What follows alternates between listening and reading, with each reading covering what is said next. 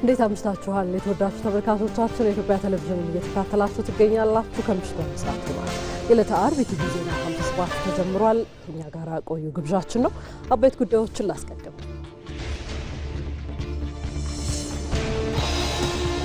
ብልጽግና ፓርቲ በሰባተኛው ጠቅላላ ምርጫ ከተወዳዳሪነት በላይ የዲሞክራሲ ልምምድን ለማሳደግ በቁርጠኝነት መስራቱ ተገለጸ።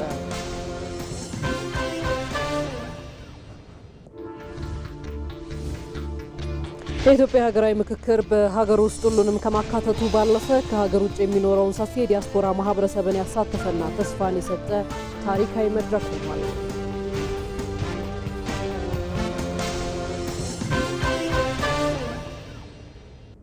ከውጭ ከመረጥንላችሁ ጉዳይ አሜሪካና ቻይና የጣሏቸው የእርስ በርስ ማዕቀቦች የሀያላኑን ሀገራት የቴክኖሎጂ ፍልሚያ ወደ አዲስ ደረጃ አሸጋግረውታል ተባለ። የሚሉት የሰዓቱ አበይት ጉዳዮቻችን ናቸው።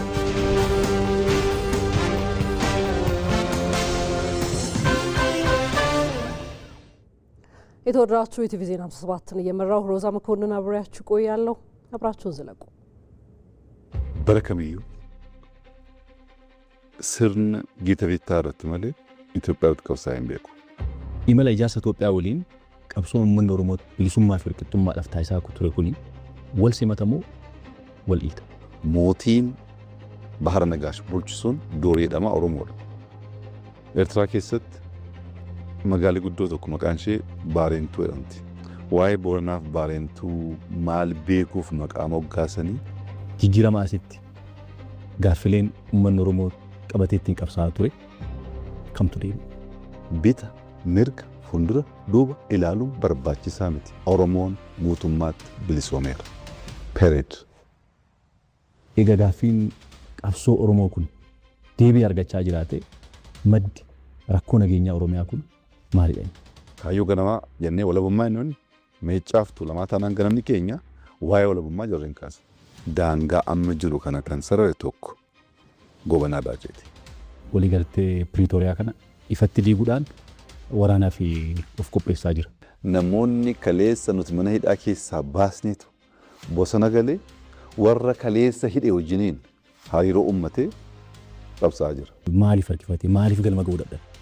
Kan biraa dhiisii hoomaa waraanaa biyyoolessaa lachiin jiru guutummaatti of bulchuu maal barbaacha wayittee gaaffii dhugaa hin qaban. Dhuguma uummanni Oromoo abbaa dabareetti tammaarrachaa jira moo waan isaaf maluun arganne moo kamitti ilaaltu suni waan kana? Kan ofii qabateetu kan keemmoo kan waliiniiti waliin qooddachuu qabna qofaa kee murteessuu hin dandeessu jedha. Kun walqixxummaa jibbuurraa kan maddudha. Mariin ABO shanii wajjiniin taasifamaa ture jira. Maalirra ga'e? Oromoon Itoophiyaadha. Itoophiyaan Itoophiyaa irraan fottoqu.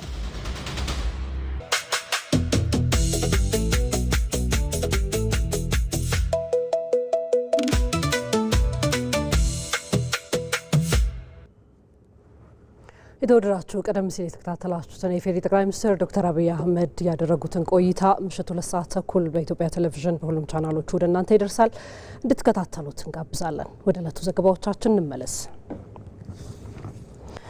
የብልጽግና ፓርቲ በሰባተኛው ጠቅላላ ምርጫ ከተወዳዳሪነት በላይ የዲሞክራሲ ልምምድን ለማሳደግ በቁርጠኝነት መስራቱ ተገለጸ።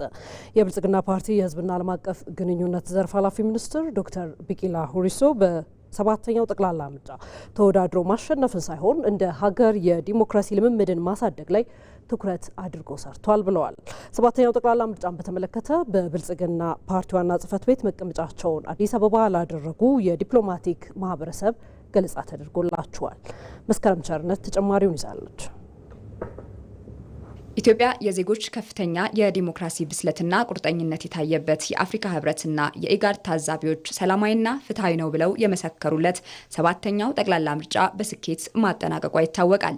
መቀመጫቸውን አዲስ አበባ ያደረጉ የዲፕሎማቲክ ማህበረሰብ አባላትም የሚመሰክሩት ይህንኑ ነው። ብልጽግና ፓርቲ በምርጫ ተወዳድሮ ከማሸነፍ በዘለለ የዲሞክራሲ ምህዳሩን ለማሳደግ የሄደበት ርቀትንም አድንቀዋል።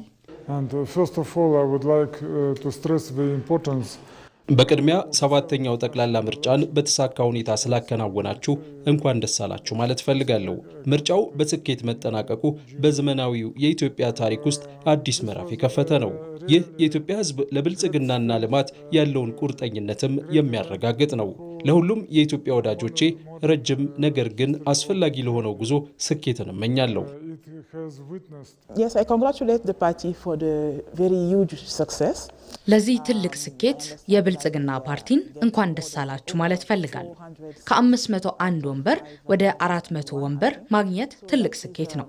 ከዚህ በላይ ግን ከገለጻው የተረዳሁትና የሳበኝ የፓርቲው ራዕይ ነው። ፓርቲው ብሔር ተኮር የነበረውን የፖለቲካ ስርዓት የቀየረበትና ሁሉንም አሳታፊ ስርዓት የመሰረተበት መንገድ በጣም ጥሩ ነው። በተጨማሪም ፓርቲው የሚመራበት መርህና ለህዝብ አገልግሎት የሰጠው ትኩረትና ቁርጠኝነት የሚደነቅ ነው።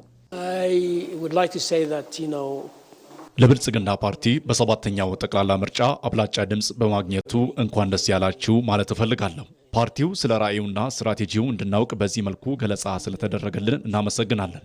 ፓርቲው እየሰራ ያለው ስራ በጣም የሚበረታታ ነው። ባለፉት ዓመታት በተለያዩ ዘርፎች ያመጣነው ለውጥ መመስከር እንችላለን።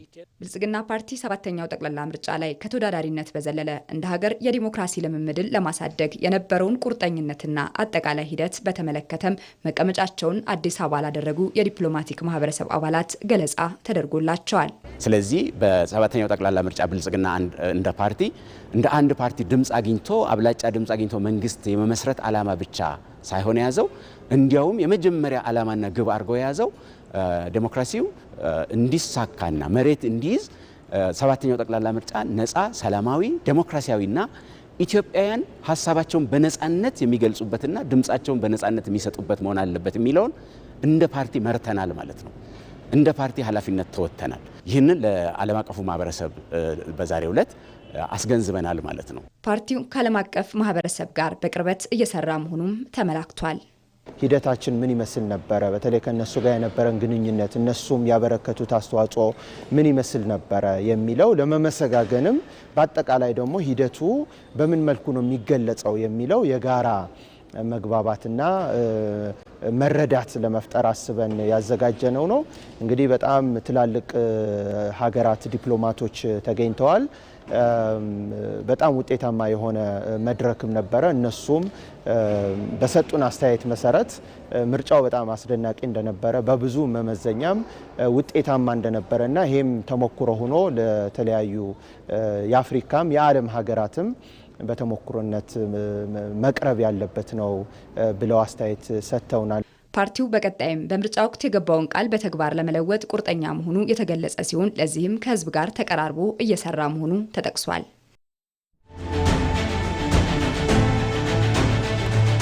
ስሜ ዳንኤል ወርዶፋ ደጋጎ ነው። የመጣሁት ከቶሮንቶ ካናዳ ነው። ምክክር ማለት ወደ ሰላም የሚያመጣ፣ ወደ መግባባት የሚያመጣ፣ ወደ አንድነት የሚያመጣ፣ የሚያሻግር ልማትን የሚያመጣ የሀገርን እድገት ኢላማ አድርጎ የሚሄድ የሀሳብ መጣጣም ማለት ነው። ስሜ አብዱልማሊክ አብደላህ እባላለሁ። የመጣሁት ከማዕከላዊ ኢትዮጵያ ነው። እያንዳንዱ ተሳታፊ የራሱን ሀሳብ አንጸባርቋል፣ አዋጥቷል። ያንን ሀሳብ ወደ አንድነት በሚመጣ መልኩ መርች ተደርጎ ሀገራችን በምን አይነት ሁኔታ ላይ መገንባት መቻል አለበት ወደሚል ወደ ስምምነት እየተመጣ ነው። ያ ማለት የነገው የጋራ እጣ ፈንታችን በጋራ የመወሰን እድልን በጣም ክፍት ያደርግልናል ማለት ነው። መጋቢ ሃይማኖት ፍጹም ዳንኤል አዲስ አበባ ልደታ ክፍለ ከተማ ከማህበረሰብ የዚህ ሀገራዊ ምክክር የመጨረሻው መግባባትን፣ አንድነትን፣ ሰላምን የሚያመጣ ስለሆነ እየተግባባን ያለ ነው።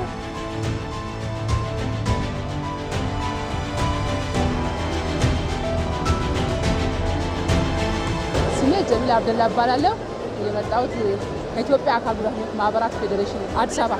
ያው ትንሿ ኢትዮጵያ እዚህ ውስጥ ነው የምትገኘው። በቃ ሌሎቹ ባሉበትም ቢሆኑ ትንሿ ደግሞ እዚህ ነች። ሁሉም የራሱን አጀንዳ ይዞ እየተወያየበት ነው። በጣም ጥሩ ነው። እኔ ከጫካ ገብቶ ምናምን ከመዋጋት እንዲህ በአፍ ተነጋግሮ ችግርን መፍታት ጥሩ ነው ብዬ አስባለሁ። አንድ የሆነች ኢትዮጵያን ለመገንባት በሚደረገው ሂደት ላይ በጣም ትልቅ ውጤት ሊያመጣ የሚችል ሀሳቦች ፈልቀዋል። ያንን መነሻ ባደረገ መልኩ እያንዳንዱ ተሳታፊ የራሱን ሀሳብ በግልጽነት እያዋጣ ነው የመጣውና ይህ መሆኑ በሀገር ግንባታ ላይ በጣም ትልቅ ፋይዳ አለው ብዬ ነው ማስበው።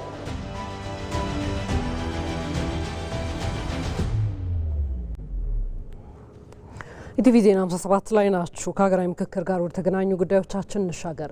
ኢትዮጵያ ለዘመናት ከፈተኗት የፖለቲካ ስብራቶችና ደም አፋሳሽ ግጭቶች ወጥታ ወደ ዘላቂ ሰላም የምትሸጋገርበት አዲስ የታሪክ ምዕራፍ ላይ ትገኛለች። የኢትዮጵያ ሀገራዊ ምክክር በሀገር ውስጥ ሁሉንም ከማካተቱ ባለፈ ከሀገር ውጭ የሚኖረውን ሰፊ የዲያስፖራ ማህበረሰብም ያሳተፈና ተስፋን የሰጠ ታሪካዊ መድረክ ሆኗል። ነጻነት ፍቅሩ ለዘመናት የዘለቁ የፖለቲካ ስብራቶች፣ የተካረሩ የታሪክ ትረካዎችና ደም አፋሳሽ ግጭቶች የፈተኗት ኢትዮጵያ ዛሬ ላይ ከገባችበት ቅርቃር ወጥታ ወደ ዘላቂ ሰላም የምትሸጋገርበትን አዲስ የታሪክ አጋጣሚ እያስተናገደች ትገኛለች። ይህን እውን ለማድረግም የሀገራዊ ምክክር ሂደቱ በሀገር ውስጥ ባለው ሕዝብ ዘንድ ብቻ ሳይሆን ከሀገር ውጭ በሚኖረው ሰፊው የዲያስፖራ ማህበረሰብ ዘንድም ከዚህ ቅርቃር መውጫ ብሩህ መንገድና የጋራ ተስፋ ሆኖ ተይዟል። እንደ ማንኛውም የህብረተሰብ ክፍል በውጭ የሚኖረው ኢትዮጵያዊና ትውልደ ኢትዮጵያዊ ሀገር ከተንሻፈፈ የፖለቲካ ሰንኮፍ ወጥታ የተግባባችና የገለልተኛ ተቋማት ግንባታ ብሎም የህግ የበላይነት የተከበረባት ጠንካራ ሀገር እንዲኖረው ይሻል። በሀገራዊ ጉዳይ ላይ ያለው የፖለቲካና የኢኮኖሚው ንቁ ተሳትፎ ዜግነታዊ አብነት አግኝቶ እውን እንዲሆንለት ምኞቱ ጭምር ነው። በጣም ትልቅ እድል አለው። በትጥቅ ትግል ተሞክሯል። ዞሮ እየተመለስን እዛው ቦታ ላይ ነን። ጥያቄው እስካልተመለሰ ድረስ በመሳሪያ ልንፈታው አልቻልንም። ስለዚህ ይሄ ጥሩ አጋጣሚ ነው። ህዝብ ተወያይቶ ያንተ ችግር የኔም ችግር ነው ብሎ ወደ አንድ የሚያስማማን ደረጃ ላይ ሊያመጣን የሚችለው እንዲህ አይነቱ ውይይት ነው። የዘመመችው ኢትዮጵያ ቀና ብላ ልትቆም ዘንድ በጽኑ መሰረት ላይ ልትገነባ ግድ ይላል። ይህ ደግሞ አንዱን አቅርቦ ሌላኛውን ባይተዋር አድርጎ የሚሳካ ጉዳይ አይሆንም። ሀገራዊ ምክክሩ ከ1400 በላይ ወረዳዎችን አካሎ የተለያዩ የህብረተሰብ ክፍሎችን ከና አጀንዳቸው እንዲወከሉ አድርጎ በተለያየ ክፍለ ዓለም በውጭ የሚኖረው ዲያስፖራም ለዚች የተግባባችና ጠንካራ ሀገር ለመስራት ኢትዮጵያውያን ቃል ኪዳናቸውን በምክክር ለማድረስ በተሰባሰቡ ባት የንግግር ማዕድ መሳተፉ ለመክፈው መዳረሻ ሙሉ የሆነ መፍትሄ እንዲገኝ ከመሻት ጭምር የመነጨ ነው። በህዝቦች መካከል የታጣውን እምነትና ወንድማማችነት መልሶ ለመገንባት እንዲሁም አወዛጋቢ በሆኑ መዋቅራዊና ህገ መንግስታዊ ጉዳዮች ላይ ሀገራዊ መግባባት ለመፍጠር ትልቅ ሀገር በቀል እውቀቶችና ሳይንሳዊ አሰራሮች ለዚህ ሀገርን ለሚያሻግር ታሪካዊ ፕሮጀክት ጉልህ ሚና አላቸው። ከባህር ማዶ ሆነው በመጣ በሄደው መንግስት ላይ በያሉበት ሀገር አደባባይ እየወጡ የሚሰለፉ የሰላ ትችት የሚሰነዝሩት እንደሌላው ኢትዮጵያዊ ነፍጥ አንግበው የነበሩ ጠመንጃውን ዘቅዝቀው ለምክክር እንደተቀመጡት ሁሉ የታሪካዊ አጋጣሚ የሀገርን መሰረታዊ ተቃርኖች ያክማል በሚል ለሚሿት የተሻለች ኢትዮጵያ እውን መሆን አሻራቸውን ለማስቀመጥ ምቹ ሁኔታም ፈጥሮላቸዋል። እንግዲህ ከምክክር በላይ ሀገርን ሊያጸና የሚችል ነገር ያለም አይመስለኝም። የሚቀረን ነው ያው የለመድነው ጦርነትና ጥይት ብቻ ነው የሚቀርብንና ያንን ለማክሸፍ ደግሞ ይህንን የመሰለ ህብረተሰብ ተሰባስቦ የሚነጋገርበትን ነገር ብታራክሹ ራስን ነው መጠየቅ ያለብሽ። የሀገራዊ ምክክር ዲያስፖራው ከሩቅ ተመልካችነት ወጥቶ በሀገሩ የወደፊት እድል ላይ ቀጥተኛ ባለቤት የሚሆንበትን በር ከፍቶለታል። በምክክሩ የሚደረገው የዲያስፖራው ተሳትፎ በተለያዩ የዓለም ክፍሎች በስራና በኑሮ ያበሩትን አዎንታዊ አሰራሮችና የፖሊሲ ሀሳቦች ወደ ሀገሩ ስለማምጣት የሚያስችል ነው። ይህ ብቻ አይደለም። ሀገራዊ ምክክሩ ዋልታ ረገጥ ፖለቲካን ከማርገብ አንስቶ በውጭ ሀገራት የነበረውን የተካረረ ፖለቲካ መስመር እንዲይዝ የሚያስችል እድል ይፈጥራል። የዲያስፖራው ትኩረት ወደ ሀገር ግንባታ፣ ዘላቂ ሰላምና ኢንቨስትመንት እንዲዞርም ተስፋን ያስንቃል። ለህዝቡ እንዲያልፍለት ከተፈለገ በስተቀር በምክክር ነው ሰው የሚያልፍለት። ኢትዮጵያ ነች የመከረችው። ያጠፋነውም ካለ እንድንክስ የኢትዮጵያን ህዝብ ጥሩ አጋጣሚ ያገኘ ነው። እንደዚህ አይነት አጋጣሚ በመቶ ዓመት አንድ የሚመጣ ነው። አገሪቷን ይገነባል፣ አገሪቷን ወደምትፈለገው አቅጣጫ ያደርሳታል ብለን እያሰብን ስለሆነ እዚህ የምንገኘው ይሄኛው ውጤቱን በሚያዩበት ጊዜ የተቹትም ራሱ ይሄ ነው ወይ ብሎ ቆም ብሎ አስበው ሞር እኛም መሳተፍ ነበረብን ብሎ የሚቆጩት ይሆናል ብዬ አስባለሁ። ዛሬም ከአደባባይ ጩኸትና ትችት ብሎም ከዳር ሆኖ አስተያየት ከመስጠት መመካከር፣ መነጋገር ይበጃል የሚለው ሀገራዊ ምክክር ኮሚሽን እንደ ትላንቱ ከምክክር ጓዳ የሚመጣ ማንም አይገፋም ሲል ሁሌም በሩን ክፍት ማድረጉ ያልተወከለ የማህበረሰብ ክፍል የለም የሚለውን የኮሚሽኑ ብሂል የሄደበትን ርቀት የሚያጠናክር ነው። ሁሉም ሀሳቡም ተቃውሞም ሊገልጽ ይችላል። ግን ተቃውሞውን አስፋልት ላይ ከሚገልጽ ባዘጋጀንለት አዳራሽ ቢገልጽ ጥሩ ነው ብለና በምክክሩ የሚመጣው ፖለቲካዊ መረጋጋት ኢትዮጵያን ወደ አዲስ ምዕራፍ የሚያሸጋግርና ዲያስፖራውም በሀገሩ ያለውን ዕውቀትና ሀብት አፍስሶ በላቡ ጭምር ሀገሩን እየሰራ የሚያድግባት እንድትሆንም ፈር ይቀዳል። ሀገራዊ ምክክሩ ሁሉንም የቆዩ ችግሮች በአንድ ጀንበር የሚያጠፋ ታምር ባይሆንም ኢትዮጵያውያንና ዲያስፖራው በጋራ ቆመው ከጠመንጃ ቋንቋ ወደ ውይይት ማዕድ ዙሪያ የተሸጋገሩበት የታሪክ አብዮት ሀገርን ወደ አዲስ ገጽ የሚያሻግር አጋጣሚ ነው። ሂደቱ የቆዩ የፖለቲካ ስብራቶችን ጠግኖ ይቅር ባይነትን አጎልብቶ ለቀጣዩ ትውልድ የተረጋጋች የበለጸገችና የተዋሃደች ኢትዮጵያን ለማስረከብ የተቀየሰ ብሩህ ሀገራዊ ተስፋ መሆኑ ዲያስፖራውን ጨምሮ የሁሉም ቃልም እምነትም ሆኖ እየተዘከረ ነው። የዲያስፖራው ተሳትፎ ታዲያ የትናንት ሀገራዊ ቁስሎችን በማከም ሂደት የዛሬ ተፎካካሪነትን ወደ ትብብር ለመቀየርና የነገዋን ዘላቂ ኢትዮጵያን ለመገንባት የተጣለ ትልቅ ተስፋ ሆኖ የመድረኩ ጌጥም ድምቀትን በመሆን የምክክሩ አብሮነት እንዲፈካ በር ከፍቷል። ቀጥለናል። ተመካካሪዎች ኢትዮጵያን ማዕከል አድርገው በመመካከር ለሀገር ግንባታ መሰረት መጣል ይጠበቅባቸዋል። በሁሉም ወገን ያሉ ቡድኖች አንዱ የሌላውን ሀሳብ በቅንነት ማዳመጥና እውቅና መስጠት ሲችሉ የጋራ መግባባት ላይ ለመድረስም ያግዛል። ቶማስ ኃይሉ ተጨማሪውን ይዞታል። የግል ወይንም የብሔር ማንነትን ጎራ ለይቶ እኔም ብቻ ካማከለ ፍላጎት ወደ የጋራ የእኛ ሀገራዊ ፍላጎት መሸጋገር የፖለቲካ ምህዳሩን የትርክት አቅጣጫውን እንዲሁም የማህበራዊ ግንኙነቶችን መዋቅር መቀየርን ይጠይቃል። ይህ ሽግግር የሚከወነው በሂደት እንጂ በአንድ ጀንበር አይደለም። እናም ኢትዮጵያ የሀገራዊ ምክክር አስፈልጓታል። ስለሆነም ሀገራዊ ምክክሩ ከተለያዩ የማህበረሰብ ክፍሎች የተውጣጡም ተወካዮች በግልጽ እንዲነጋገሩና የቆዩ አወዛጋቢ ጉዳዮችን በሰለጠነ መንገድ ወደ ጠረጴዛ እንዲያመጡ እድል ይፈጥራል። በእርግጥ በሁሉም ወገን ያሉ ቡድኖች የሌላኛውን ህመምና ስጋት በቅንነት ማዳመጥና እውቅና መስጠት ሲችሉ የጋራ መግባባት ላይ መድረስ ይቻላል። ይህ ደግሞ ሁሉንም አሸናፊ የሚያደርግ እንዲሁም የሚያጋጩ ትርክቶችን አስወግዶ የጋራ ተጠቃሚነትን ማዕከል ያደርጉ አቀራረቦችን ያጎለብታል። ድሮም ሀገሬው በሞቴ ብሎ ሌላኛው የሚያሳየውን እዝነት እና መተሳሰብ በዚህ አይነት መድረኮች ላይ ከፍ ብለው የሚያጣሉ ጉዳዮችን አንዱ ሌላኛውን በመረዳት የጋራ ማዕዳችንን በስምምነት ማዘጋጀትም ይጠይቃል። ማንኛውም ዜጋ በሀገሩ ጉዳይ እኩል ድምፅና ተሳትፎ እንዳለው የሚያረጋግጡ ፍትሐዊ መድረኮችና ህጎችን መገንባት የሀገራዊ ምክክሩ የማዕዘን ድንጋይም ሆኗል። በንቃት ትንሽ ከስሜታዊነት በተሻለ መልኩ በጸዳ መልኩ በአመክንዮ ምክንያታዊ ሆነው በትክክል ስለ ሀገራቸው ስለየመጡበት ወንዝና ተራራ ሳይሆን ኢትዮጵያን ማዕከል አድርገው ሁላቸውም አንድ ዓላማቸው ኢትዮጵያ ነችና ኢትዮጵያን ያማከለ ለሁላችንም ጠቃሚ የሚሆን ተመካክረው የሰላሙን መንገድ ይጠርጉልናል ብዬ አስባለሁ። በኢትዮጵያ ፖለቲካና የማህበራዊ ታሪክ ውስጥ በዋና ዋና ጉዳዮች ላይ የሰፉ ልዩነቶች አሉ። ሀገራዊ ምክክሩ እነዚህን ስር የሰደዱ ልዩነቶችን በጠረጴዛ ዙሪያ በማንሳት መፍትሄ ለመሻትም መንገዱን ቀዷል።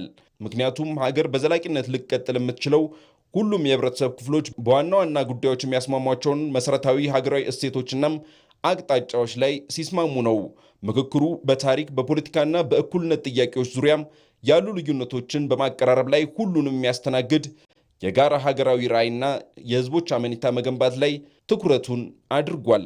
ስለሆነም በሀገራችን የፖለቲካ ታሪክ ውስጥ ልዩነቶችን በሰላማዊ መንገድ የመፍታት ባህል አነስተኛ በመሆኑ በርካታ ጥያቄዎች ወደ ጦርነት፣ ግጭትና ውድመት ሲያመሩ ቆይተዋል። ይህ ሂደት የፖለቲካ ጥያቄዎችን በኃይል ወይም በብረት ከመፍታት ይልቅ በንግግር፣ በውይይት፣ በመደማመጥና በድርድር የመፍታት ባህልን የመከተል ትልቅ ዓላማውን ለማሳካት ከሁሉም ማህበረሰብ አባላት የተውጣጡ ተመካካሪዎች ስለ አንድ ኢትዮጵያ ሲሉ በልዩነቶቻቸው ላይ ለመምከር መሰረት እየጣሉ ነው። ይህም ለምንሻት የወል ኢትዮጵያችን ቁልፉ መንገድ ነውና ምንም ጉዳይ በውስጥ ቢያከራክረን፣ ምንም ጉዳይ በውስጥ ቢያጨቃጭቀን እንዲህ ባለው መድረክ መነጋገር፣ መወያየት፣ መፍታት ስለምንችል ለሌሎች ኃይሎች ጥቅም የኢትዮጵያን መሻት የኢትዮጵያን ብሔራዊ ፍላጎት አሳልፈን የምንሰጥ በታሪክ ውስጥ እንክርዳድ ሆነን የምንታይ ዜጎች ላለመሆን እያንዳንዳችን ጥረት ማድረግ ይኖርብናል። ዛሬ እስከተረዳው ድረስ ያለው አካሄድ ገና አሁን አንድ ስቴፕ ይቀረዋል። አንድ ስቴፕ ሲቀረው ደግሞ ምን እንደሚሆን እየገረመኝ ነው ዛሬ የሰማሁት ነገር ላይ በመደነቅ። ስለዚህ ጠመንጃውን በየቦታ ትቶ በተመከረው ምክርና አውድ ውስጥ ገብቶ የሚፈልገውን ተቀብሎ የሚሰጠውን ሰጥቶ መግባባት ነው የሚታየው። በኢትዮጵያ ደጋግሞ የሚከሰቱ ፖለቲካዊና ማህበራዊ ግጭቶች የዜጎችን ሕይወት ንብረትና ሀገራዊ እድገትን በእጅጉ ጎድተዋል። ምክክሩ የግጭቶችን ስረ መሰረትን በመለየትና ዘላቂ መፍትሄ በማስቀመጥ አጠቃላይ የሀገሪቱን ሰላምና መረጋጋትን ለማረጋገጥ ወሳኝ እርምጃ ነው። ሀገራዊ ምክክሩ የቀደሙ ቁስሎችን እያከመ የላቀ ሀገራዊ አንድነትና ሰላምን እያረጋገጠም ወደ ተሻለ ዲሞክራሲያዊና አስተማማኝ የወደፊት ጉዞ ለመሸጋገር የተዘጋጀ ወሳኝ ሀገራዊ መድረክ ነው። በእርግጥ በቡድኖችና በፖለቲካ ኃይሎች መካከል የጠፋውን እምነት በመመለስ ልዩነቶችን እንደ ጸጋ የመቀበልና በልዩነቶች ውስጥ አንድነትን የመገንባት መሰረት እንዲሆን ሂደቱ መልካም አጋጣሚን ፈጥሯል። ለዚህ ደግሞ ምክክሩ በራሱ ግብ ሳይሆን ወደ ዘላቂ የጋራ ሀገራዊ ፍላጎት ለመሸጋገር የሚያስችል ታሪካዊ መሳሪያ ሆኖ በእጃችን ገብቷል። ይሁን እንጂ የሂደቱን ስኬት የሚወስነው በሁሉም ተሳታፊዎች ቅንነት፣ የሌላኛውን እውነት ለመቀበል ባላቸው ፈቃደኝነት ላይ መሰረቱን ማድረግ ይገባዋል። ይህ ሲሆን ሲያጋጩና ሲያነታርኩን ከነበሩ ስብራቶቻችን ወጥተን ለነገዋ ለምናልማት የሁላችንም ገናናዋ ኢትዮጵያ መሰረት ጥለን እያለፈን ስለመሆኑ ታሳቢ ማድረግ ግድ ይላል። በሀገራዊ ምክክሩ ሂደት መጀመሪያ ላይ ጫፍና ጫፍ የነበሩ ሀሳቦች አሁን ወደ ጋራ መግባባት እየመጡ መሆኑን በምክክሩ ተሳታፊ የፖለቲካ ፓርቲዎች ገለጹ። በምክክሩ የኔ ብቻ የሚለው ሀሳብ የኛ ወደሚለው እየጎለበተም ነው። ባየ ሙላት እንደ ሀገር ያለፍንበት የፖለቲካ ውጣ ውረድ የተጓዝንበት አባጣ ጎርባጣ መንገድ ትላንታችንን አቁስሎታል። ዛሬ ግን በቆሰለ እግራችን ቆመን በችግራችን ላይ ልንመክር ስጋትና ችግር ሳይሆን ብሩህ ተስፋ ያላትን ኢትዮጵያን ለትውልድ ለማውረስ በሀገራዊ ምክክር በአንድነት ተቀምጠናል። ይህ ታሪካዊ ሀገራዊ ምክክር ለመገፋፋት ለንትርክና ከአንድነት ይልቅ የግለኝነት መንገድ ላይ እንድንጓዝ መንስኤ የሆኑ ጉዳዮችን አርመን እኛን ያቆሰለን እሾህ የልጆቻችንን እግር እንዳይወጋ ስሩን ነቅሎ ማስወገድን ሁሉም ወገን የቆመለት ዓላማ ሆኗል። የጥፋት ደመናም ዳግም በሀገራችን ላይ እንዳያንዣብብ የመፍትሄውን መሰረት ለመጣልም ተልሟል። በምክክሩ ሂደት ሁሉም ወገን የኔ የሚለውን ይዞ የመጣ ቢሆንም በሀሳብ ትግል የኛ የሚለውን የሀገር መልክ እየያዘ እየተጓዘ ነው። የሀሳብ ልዩነቶች ለመጀመሪያ ጊዜ ማለት በሚያስችል መልኩ በጣም ጫፍ የረገጡ የሚመስሉ የሚቀርቡ ሀሳቦች በደንብ ታይተው ጥቅማቸውና ጉዳታቸው ተተንትኖ በሚቀርብበት ሰዓት ያቀረበው ባለቤትም አሃ ብሎ የሚቀበልበትና የሚመለስበት ለምን እንደዚህ ያፈነገጡ ሀሳቦች ናቸው ብሎ የሚለው ለካ እንደዚህ አይነት እውነታ አላቸው የሚል ግንዛቤ ይዞ ወደ አንድነት እየተመጣ ነው ያለው። ከየጠመጃን ነገር አቁሞ ወደ ምክክር መሄድ ትልቅ ለውጥ ነው። በነገራችን አገር የምትገነባው በሀሳብ ነው እንጂ ዝም ብሎ አሁን ጊዜውን በማይመጥን በኃይል በሚለው ነገር እንደማይሆን ማሳያም ጭምር ነው። ጥሩ ሀሳቦች መጥተዋል። መግባባቶች አሉ። ወጣ ያሉ ሀሳቦችን ቢኖሩም ወደ መግባባት እየመጣን ነው።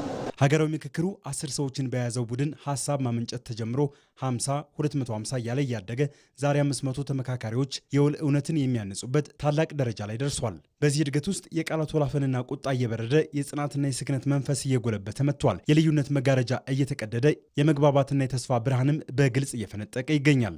እኛም ስንመጣ የራሳችን ችግሮች ናቸው፣ ስብራቶቻችን ናቸው፣ የተጎዳንበት ነው ብለን ይዘን የመጣናቸው ሀሳቦች ነበሩና አሁን ወደዚህ ገብተን ወደ ውይይት በምንገባበት ጊዜ ደግሞ የተለያዩ እያንዳንዱ ሰው በውስጡ የሚሰማውን ሀሳብ አቅርቧል። 10 ላይ በጣም ነው የተፋጀንበት። ከዛ ወደ 50ም ስንመጣ በተመሳሳይ መልኩ ከዛ በኋላ እየመጣ ያለው ግን የመጣንበት አንደኛው ዓላማ እንደ ሀገር የጎዱንና የከፋፈሉን ችግር የፈጠሩብን እቺ ሀገር ሰላም እንዳትሆን ሲያደርጉ የነበሩ ነገሮች ከዛ ኦሬዲ ከተነሳን በኋላ ከዚህ ውስጥ ግን ወጥተን እቺን ሀገር ለማሻገር እንዴት መሄድ አለብን የሚለው ላይ ያን ሀሳብ አሁን ቀስ በቀስ እየያዝን የመጣን ነው መስሎ የሚሰማ። ተመካካሪዎች የተለያዩ ጥያቄዎችንና ፍላጎትን ይዘው ወደዚህ ታሪካዊ ምክክር መድረክ ቢመጡም ተመልሰው የሚሄዱበት ጎዳና ግን በጋራ መግባባት የታነጸ አንድ የጋራ መስመር ይሆናል። ይህ እንዲሆን ደግሞ የሁሉም ወገን የሀሳብ ሙግቶች በሀገራዊ ጥቅም ከፍታና በውል ህልማችን ማዕከል ላይ መቃኘት ያስፈልጋል። ራሳችን ብቻ ሳይሆን ሀገርን የሚያሻግሩ ነገሮች ይህን ለማድረግ ደግሞ ምንድን ነው የሚፈልገው?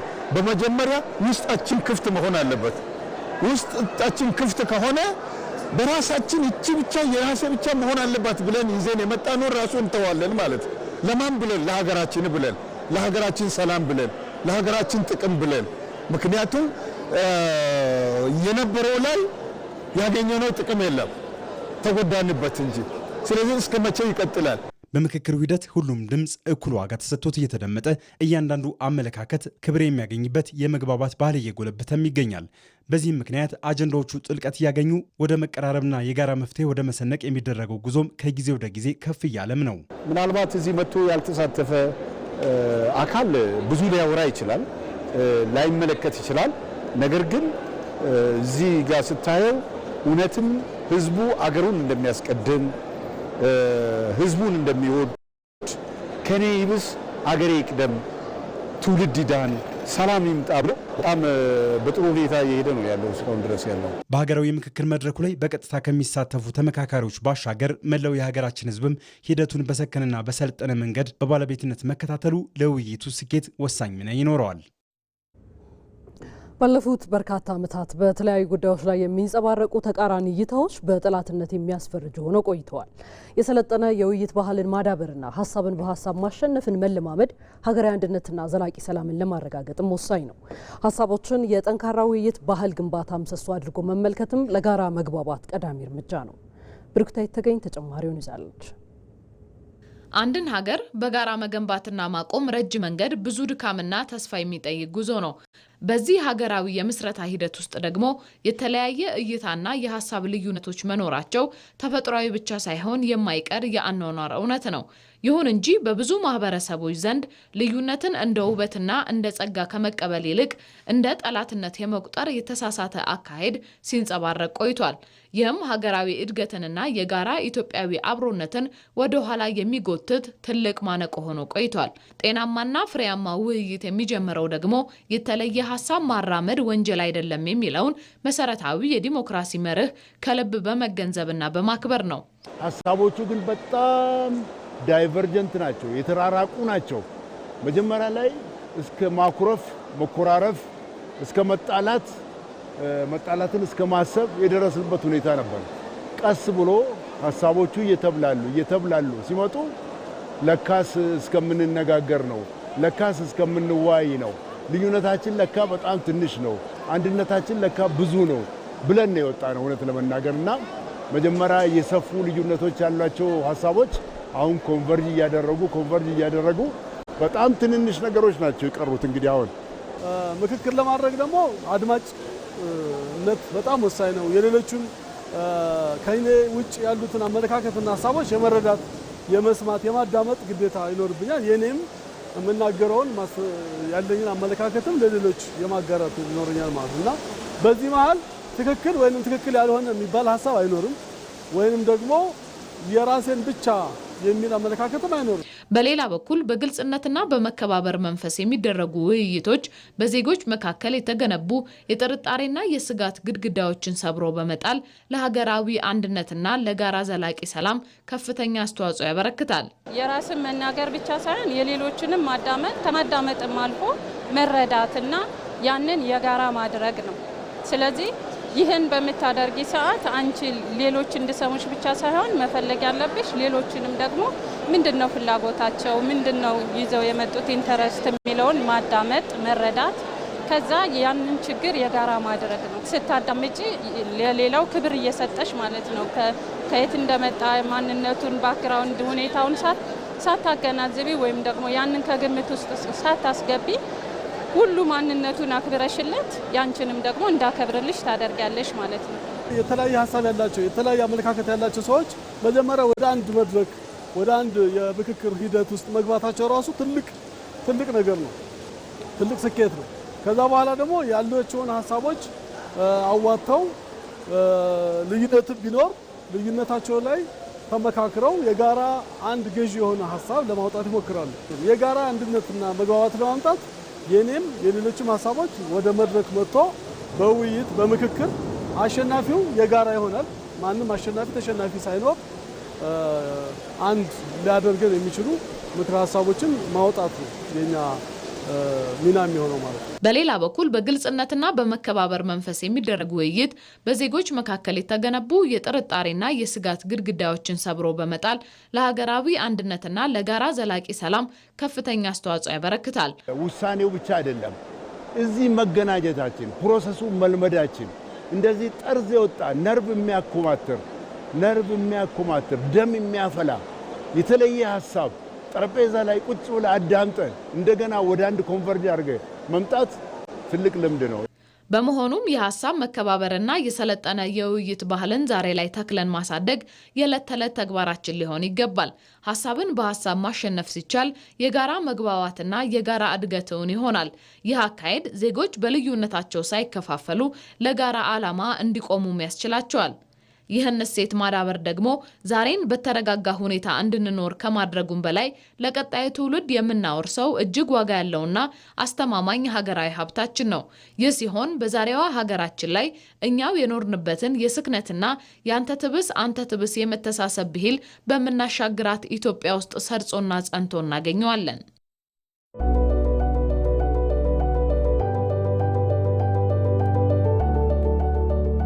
ስሜ ዓለም መካ ይባላል። የመጣሁት ከማዕከላዊ ኢትዮጵያ ክልል ምሁር አክሊል ወረዳ ነው። ቀበሌ የቸነ ቀበሌ ይባላል። ስለዚህ እኔ አርሶ አደር ነኝ። በምክክር ብዙ ነገር ይገኛል፣ ብዙ ችግር ይፈታል። ስለዚህ በመነጋገራችን በመመካከራችን ብዙ በጣም ከባድ ናቸው የተባሉት ተነጋግረን እየፈታናቸው ነው ያሉት።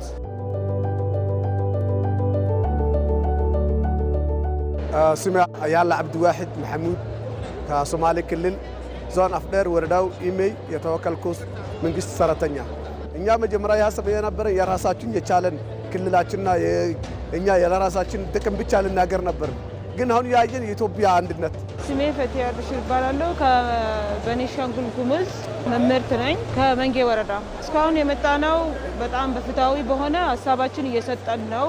ተግባብተን ተስማምተን ያለውን ነገር እርስ በርስ የመስማማት ነገር ላይ እየደረስን ነው። በጣም ደስ የሚል መድረክ ነው። ኃይሉ ለገሰ ቤኮ እባላለሁ። የመጣሁት ከኢሉ አባቦር ነው። ሰልገንሉ አባገዳዎችን ወክዬ ነው። እያንዳንዱ ሰው ሀሳቡን የማዋጣት የማጋራት ክፉም ይሁን መጥፎ የሚጥምም ይሁን የሚመር መደማመጥ ግዴታ ነው። ሁላችንም የሚመስለንን ሀሳብ ሰጥተናል። ሀሳቡ አወያይተን አይተን የኛ መሆንበት የኢትዮጵያ ብለን የኢትዮጵያ ተብለን የሚወጣበት መንገድ ነው የምንሄድ ያለን።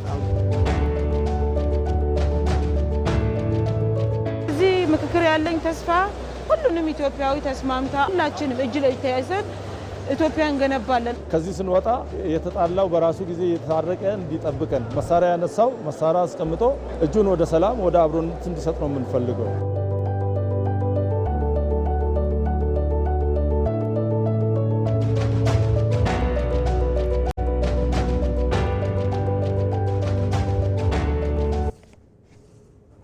ኢቲቪ ዜና 57 ላይ ናቸው። የተወደዳችሁ ዘገባዎቻችን ወደ እናንተ በቀጥታ መሻገራቸውን ቀጥለዋል። የቀጠናውን ሰላም ለማወክና ጦርነት ለመፍጠር ፍላጎት ያለው ጽምዶ ተብሎ የሚጠራው ቡድን በቃ ሊባል እንደሚገባው የግንባር ህዝባዊ ማዕበል ብርጌድ ንሓመዱ አስታወቀ። የኤርትራ ህዝብ በአንድ ጨቋኝ ስርዓት ታፍኖ መኖር ሊያበቃና የስርዓት ለውጥ ሊመጣ እንደሚገባው የግንባር ህዝባዊ ማዕበል ብርጌድ ንሓመዱ አስታውቋል። ቀጠናውን ሰላም አደጋ ላይ ለመጣል በጦርነት ፍላጎት የተጠመደው ጽምዶ ተብሎ የሚጠራ የሽብር ቡድን ህዝባዊ ድጋፍና መሰረት እንደሌለውም ነው የገለጸው። የግንባር ህዝባዊ ማዕበል ብርጌድ ንሓመዱ የድርጅቱን ሰላማዊ ትግል እንቅስቃሴና ቀጠናዊ ትብብርን በተመለከተ መግለጫ ሰጥቷል። የግንባር ህዝባዊ ማዕበል ብርጌድ ንሓመዱ የፖለቲካና ዲፕሎማሲ ኃላፊ በየነ ገብረ እግዚአብሔር እንዳሉት ብርጌድ ንሓመዱ በኤርትራ ስር ነቀል ለውጥ ለማምጣት ማህበራዊ መሰረት ያለው እንቅስቃሴ ነው። ግንባሩ የኤርትራን ዲያስፖራ በማደራጀት በኤርትራ ያለውን ህዝብ የለውጥ ፍላጎት በማጠናከር ስርዓቱን ለመለወጥ እየሰራ መሆኑን ተናግረዋል። ብርጌድ ንሓመዱ የዲያስፖራ ህዝባዊ እንቅስቃሴ ሆኖ በ2022 በአውሮፓ እየተጀመረ ነው። ዋና ዓላማዎቹ ደግሞ በኤርትራ ስር ነቀል ለውጥ ማምጣት፣ ከዚህ ቀጥሎ በዲያስፖራ ያለው ህዝብ ማደራጀት፣ ሶስተኛ ደግሞ በአገር ውስጥ ያለው ተስፋ የለውጥ ፍላጎት ማጠናከር ነው። ከዚህ ቀጥሎ በስርዓቱ በዲያስፖራ የሚካሄዱ ህገወጥ ተግባራት ማጋለጥ ናቸው። እዚህ በማድረጋችን የተፈጠረ ተጽዕኖ ደግሞ ይህ እንቅስቃሴ ዓለም አቀፍ ታዋቂነትና ተጽዕኖ ፈጥረዋል። በኤርትራ ውስጥ ያለው የለውጥ ፍላጎት አጠናክረዋል። ስርዓቱ ሊለወጥ እንደሚችል አሳይተዋል።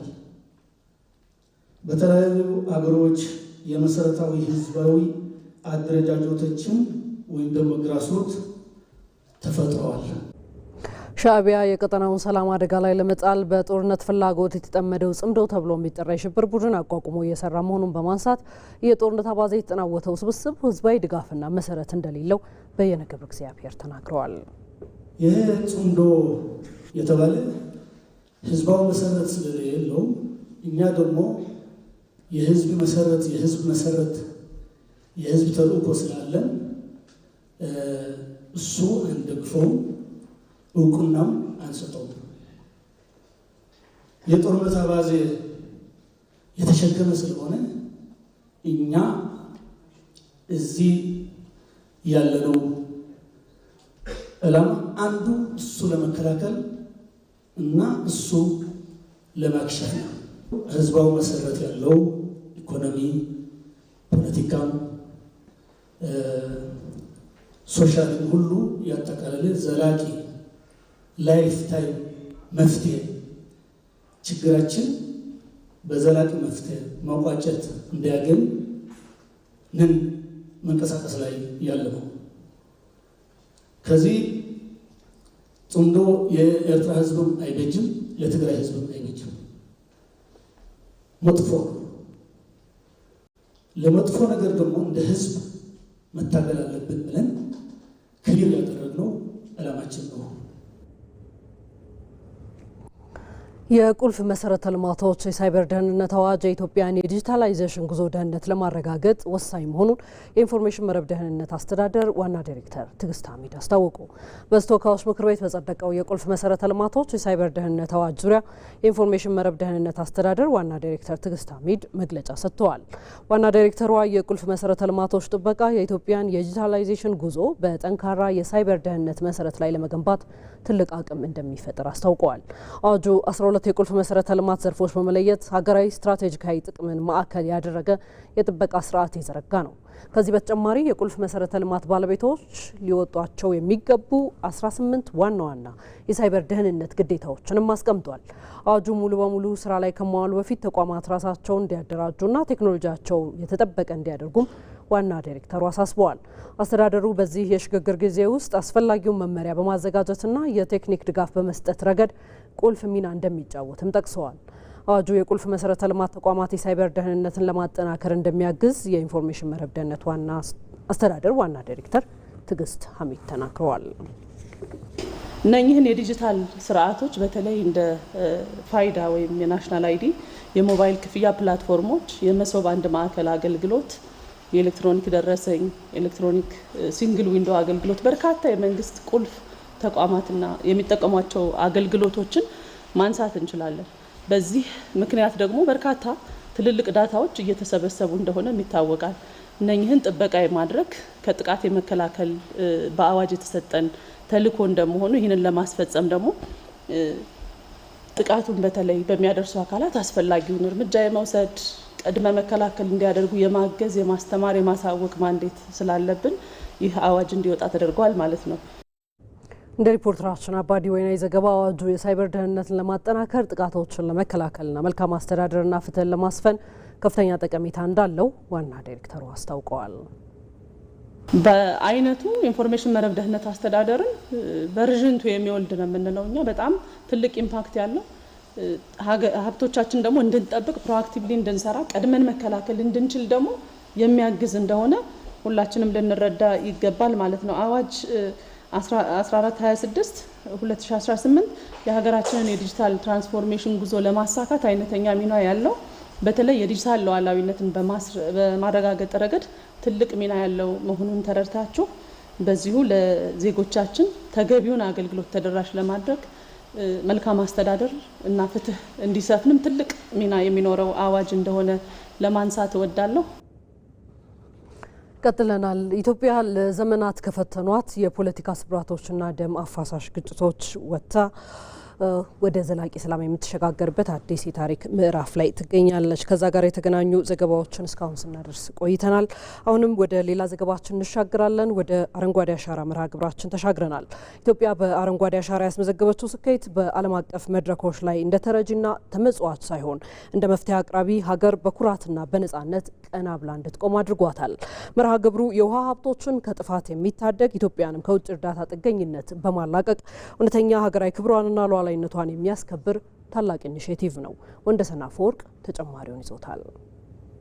በዚህ ዘመን የዕለት ጉርሱን በድርቅ ምክንያት ከውጭ እርዳታ የሚጠብቅ አፈርና ውሃውን ጠብቆ ማቆየት የማይችል ሀገር በድንበሩ ላይ ሺህ ወታደር ቢያኖር እንኳን በኢኮኖሚው ክብሩንና ፖለቲካዊ ሉዓላዊነቱን አሳልፎ እንደሰጠ ይቆጠራል። ከስንዴ ልመና ለመላቀቅ ስሟን ከእርዳታ ወደ አምርቶ ተመጋቢ አልፎም ለሌሎች ሀገራት የምትተርፍ በሚል መተካት ለቻለችው ኢትዮጵያ ደግሞ ትርጉሙ ከዚህም ከፍ ያለ ነው። በ21ኛው ክፍለ ዘመን የሀገራት ሕልውና ፈተና ከድንበር ተሻጋሪ ወታደራዊ ስጋት ባልተናነሰ ከአየር ንብረት መዛባት፣ ከአፈር መሸርሸርና ከተፈጥሮ ሀብት ውድመት ጋር እየተያያዘ መጥቷል። ከአየር ንብረት ለውጥ ጋር ተያይዞ ዓለምን እያሸበሩ የሚገኙት ድርቅ፣ የመሬት መሸርሸር፣ የውሃ ምንጮች መድረቅን የመሳሰሉ ክስተቶች የጥይት ድምፅ ሳይሰማ የሀገርን ክብርና ህልውና የሚፈታተኑ ህዝብን ለስደትና ለምግብ እርዳታ የሚዳርጉ አደገኛ ክስተቶች ሆነዋል። እናም ለዚህ ነው ለኢትዮጵያ አረንጓዴ አሻራ የመሬት ለምነትን በመጠበቅ የምግብ ዋስትናን የሚያረጋግጥ የውሃ ሀብቶችን ከጥፋት የሚታደግ ኢትዮጵያንም ከውጭ እርዳታ ጥገኝነት በማላቀቅ እውነተኛ ሀገራዊ ክብሯንና ሉዓላዊነቷን የሚያስከብር ታላቅ ፕሮጀክት የሆነው። ይህም ባለፉት ዓመታት በተጨባጭ የጠፉ የውሃ ሀብቶች ተመልሰው ይሸረሸር የነበረውን መሬት ከመሸርሸር መታደግ ተችሎ ተረጋግጧል። የሀገራችን የደን ሽፋን የአረንጓዴ አሻራ መርሃ ግብር ከመጀመሩ በፊት ወደ 17.2% ነው የነበረው። በአሁኑ ወቅት ላይ ግን በተደረገው የደን ቆጠራ ወደ 23.6 መድረስ ችሏል። ይሄ በጣም ትልቅ ውጤት ነው። ከዚህ በፊት ደርቀውና ጠፍተው የነበሩ የውሃ አካላት መልሰው ማገገም የጀመሩበት ከነበሩበትም በተሻለ ሁኔታ ውሃ የያዙበት አግባብ ነው ያለው። ያ ብቻ ሳይሆን ከአረንጓዴ አሻራ መርሃ ግብር መጀመሩ በፊት ከፍተኛ የሆነ የአፈር መታጠብ ነበረ በሀገራችን። እስከ 130 ቶን አፈር በአንድ ሄክታር የእርሻ መሬት ታጥቦ ወደ ውሃ አካላት ይገባ ነበረ። ይሄ ፕሮግራም ከተጀመረ በኋላ ግን የአፈር መታጠቡ ወደ 54 ቶን በሄክታር የቀነሰበትና በጣም ትልቅ ውጤት የተገኘበት ነው። ከ2011 ዓ.ም ወዲህ በኢትዮጵያ በስፋት የተገበረ የሚገኘው የአረንጓዴ አሻራ መርሃ ግብር የሀገርን ሉዓላዊነት፣ የምግብ ዋስትናና ጂኦፖለቲካዊ ተጽዕኖ ማስከበር የሚያስችል ነው። በዚህ ዘመን የአንድ ሀገር ትልቁ የሉዓላዊነት ፈተና በምግብ ራስን አለመቻል ነው። የመሬት መሸርሸርና የአፈር ለምነት መቀነስ ገበሬውን ለምግብ እርዳታ ጥገኛ ሲያደርገው፣ ሀገርንም በውጭ እርዳታ ሰጪዎች ፖሊሲ ጫና ስር እንድትወድቅ ያደርጋል። አሁን ላይ የአረንጓዴ አሻራ መርሃ ግብር በቢሊዮን የሚቆጠሩ ችግኞችን በመትከል የአፈር መሸርሸርን አስቁሟል። የከርሰ ምድር ውሃ እንዲያገግም አድርጓል። ይህ ደግሞ የመስኖ ልማትና ለበጋ ስንዴ ምርታማነት ትልቁን መሰረት ጥሏል። በምግብ ራስን መቻል ማለት ደግሞ በምግብ እርዳታ ስም የሚመጣን የውጭ ጫና የመመከትና ኢኮኖሚያዊ ሉዓላዊነትን የማረጋገጥ ታላቅ እርምጃም ሆኗል። ኢትዮጵያ ይህ እንዴት ይሆንላታል ሲል የነበረው ዓለምም ችላለች ሲል መስክሯል። Your Excellencies Abiy Ahmed Ali Prime Minister of the Federal Democratic Republic of Ethiopia ጠቅላይ ሚኒስትር አብይ አህመድ ለኢትዮጵያ ቁርጠኛ መሪ ሲሆኑ በአመራርም ለኢትዮጵያ ብቻ ሳይሆን ለአፍሪካና ለዓለም ተምሳሌት የሚሆን ስራን አከናውኗል። በገጠር ልማት የአካባቢውን ነዋሪዎች ተጠቃሚ ያደረገ የግብርና ምርታማነትን የአረንጓዴ አሻራን በመተግበር ያስመሰከሩት ውጤታማነት የሚደነቅ ነው። በተለይ ጠቅላይ ሚኒስትር አብይ ያለው ተነሳሽነትና ረሃብን ለማጥፋት ያከናወኑ ስራ ተምሳሌት ነው። ለዚህም በድርጅቱ ከፍተኛ የሚባለው ሜዳሊያ ስናበረክትሎ በደስታ ነው። በሌላ በኩል ደግሞ መርሃ ግብሩ የኃይል አቅርቦትንና የውሃ ሀብቶችን ዘላቂነት ማስጠበቅ ያስችላል። ኢትዮጵያ ባሏት ተፋሰሶች ዙሪያ ያከናወነችው የአፈርና ውሃ ጥበቃ ስራ ታላቁ የህዳሴ ግድብን ወደ መሳሰሉ ግዙፍ ግድቦች የሚገባውን ደለል እንዲቀንስ በማድረግ የተገነቡ መሰረተ ልማቶችን እድሜ ማርዘም እያስቻለ ነው። የውሃ ሀብት እንዳይደርቅ ብሎም ጠፍቶ የነበረው እንዲያገግም በማድረግ የኃይል አቅርቦትን አስተማማኝ አድርጎታል። በኃይል አቅም ራስን መቻልና ለጎረቤት ሀገራት የኤሌክትሪክ ኃይል ማቅረብ ደግሞ የኢትዮጵያን ቀጠናዊ የዲፕሎማሲ አቅም በከፍተኛ ደረጃ ገንብቶታል። በዓለማችን አሁን ላይ የአየር ንብረት ለውጥ ትልቁ የፖለቲካና የዲፕሎማሲ መነጋገሪያ አጀንዳ ነው። ኢትዮጵያ በአረንጓዴ አሻራ አማካኝነት በቢሊዮን የሚቆጠሩ ችግኞችን በመትከል የካርበን ልቀትን በመቀነስ ረገድ ለዓለም አቀፉ ማህበረሰብ በተግባር የታየ አርአያ ሆናም እየተጠቀሰች ነው። ይህ ስኬት ኢትዮጵያ በዓለም አቀፍ የመደራደሪያ መድረኮች ላይ እንደ ተረጂና ተመጽዋች ሳይሆን እንደ መፍትሄ አቅራቢ ሀገር በኩራትና በነጻነት ቀና ብላ እንድትቆም አድርጓታል። ከእርዳታ ጠባቂነት ወደ መፍትሄ አፍላቂነት የተደረገው ይህ ሽግግር የኢትዮጵያን ዓለም አቀፍ ክብርና ሉዓላዊነትም ከፍ አድርጎታል። የአረንጓዴ አሻራ መርሃ ግብር አካባቢን የመንከባከብ ስራ ብቻ ሳይሆን የምግብ ዋስትናን በማረጋገጥ የውሃና የኃይል ሀብትን በመጠበቅ እንዲሁም የዲፕሎማሲ የበላይነትን በማጎልበት እውነተኛ ሀገራዊ ሉዓላዊነትን በጽኑ መሰረት ላይ እየተከለ ያለ ታሪካዊ ተግባር ነው። የኢትዮጵያ ኤሌክትሪክ አገልግሎት በ2018 በጀት ዓመት ውጤታማ ተግባራትን በማከናወን የዲጂታል ክፍያ ተጠቃሚ ደንበኞችን ቁጥር ከ95 በመቶ በላይ ማድረስ ችሏል። ተቋሙ በዛሬው ዕለት የ2018 በጀት ዓመት የዕቅድ አፈጻጸምን በተመለከተ በሰጠው መግለጫ 800 ሺህ አዳዲስ ደንበኞችን የኃይል ተጠቃሚ ለማድረግ አቅዶ 664505 አባወራዎችንና አማወራዎችን ተጠቃሚ ማድረግ መቻሉን አመላክቷል። አገልግሎቱ ከኤነርጂ ሽያጭና ከሌሎች ልዩ ልዩ የገቢ ምንጮች 118.91 ቢሊዮን ብር ሰብሰብ የቅዱን 103 በመቶ አፈጻጸም ማስመዝገብ መቻሉን ይፋ አድርጓል። እንደ ሪፖርተራችን እድሉ ፈቀደ ዘገባ በ2018 በጀት ዓመት የተመዘገቡ ውጤታማ ተግባራትን ይበልጥ ለማስቀጠልና የተሻለ የደንበኞች አገልግሎት ለመስጠት አገልግሎቱ በትኩረት እየሰራ መሆኑም ተመላክቷል።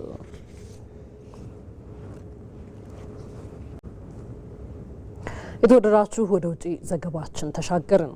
በአሜሪካና በቻይና መካከል የዲፕሎማሲ ግንኙነቶችን የማደስ ጥረቶች ቢኖርም ዋሽንግተንና ቤጂንግ በኤአይ በሮቦቲክስና በድሮን ቴክኖሎጂዎች ላይ የጣሏቸው የእርስ በርስ ማዕቀቦች የሁለቱን ሀያላን ሀገራት የቴክኖሎጂ ፍልሚያ ወደ አዲስ ደረጃ አሸጋግረውታል። ይህም በመስከረም ወር በዋሽንግተን ይካሄዳል ተብሎ የሚጠበቀውን የሁለቱ መሪዎች ንግግርን አደጋ ላይ ጥሎታል ተብሏል። አዝመራው ሞሴ ተጨማሪ ይዟል።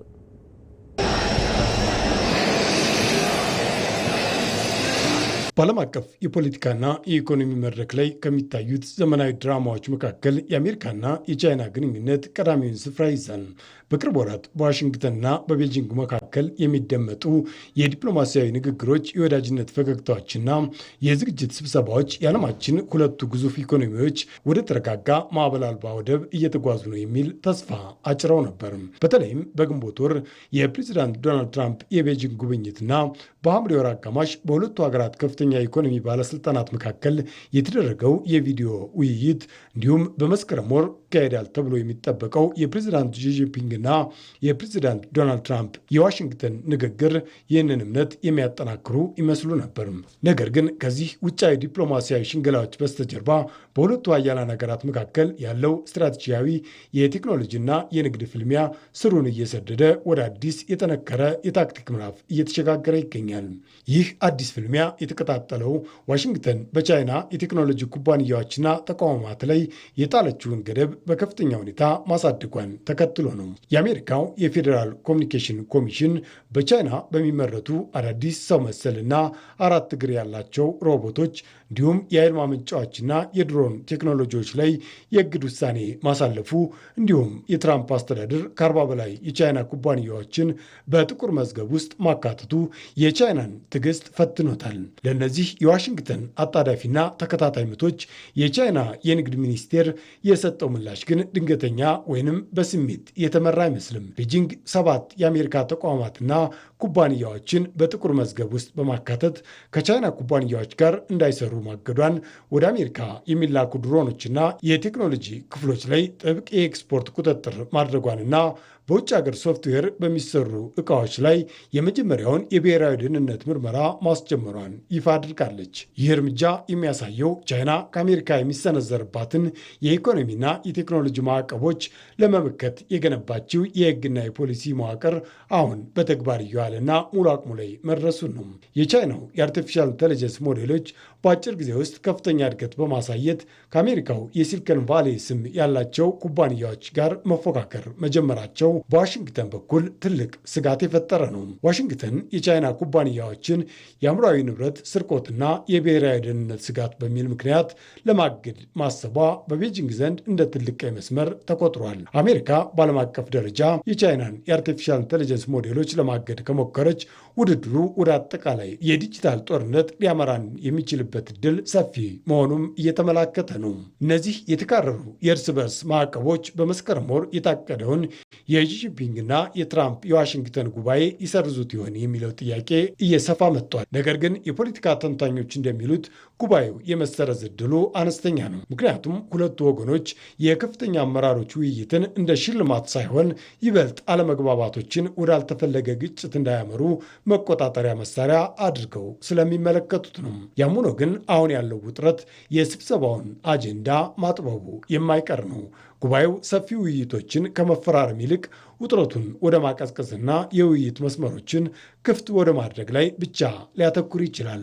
እናም ሁለቱ ሀገራት ተግባራዊ ስትራቴጂያዊ መረጋጋት እንፈልጋለን ቢሉም ትርጉሙ ግን ለሁለቱም የተለያየ ነው። ለዋሽንግተን መረጋጋት ማለት ፉክክሩ ቢቀጥልም ንግግሩ አለመቋረጡ ሲሆን፣ ለቤጂንግ ደግሞ አሜሪካ በብሔራዊ ደህንነት ስም የምታዋጣቸውን የቴክኖሎጂና የንግድ ገደቦች መቀነሷ ነው። ይህ መሰረታዊ የጽንሰ ሀሳብ ልዩነት እስካልተፈታ ድረስ ከመስከረሙ የመሪዎች ጉባኤ በኋላም ቢሆን የአሜሪካና የቻይና የቴክኖሎጂ ፍልሚያ ተጠናክሮ እንደሚቀጥል ይጠበቃል። ወደ ስፖርት ዘገባችን አልፈናል። በአሜሪካ ኦሪገን እየተከናወነ በሚገኘው የ20 ዓመት በታች የዓለም አትሌቲክስ ሻምፒዮና ዛሬ ሶስተኛ ቀን መርሃ ግብሮች ሲቀጥሉ ኢትዮጵያውያን አትሌቶች የሚሳተፉባቸው የፍጻሜና ማጣሪያ ውድድሮች ይጠበቃሉ። በሶስት ርቀቶች ኢትዮጵያውያን አትሌቶች የሚሳተፉ ሲሆን በ800 ሜትር ሴቶች ወደ ፍጻሜ ለማለፍ ደራርቱ ሽብሩና ሀብታም ገበየ ይወዳደራሉ።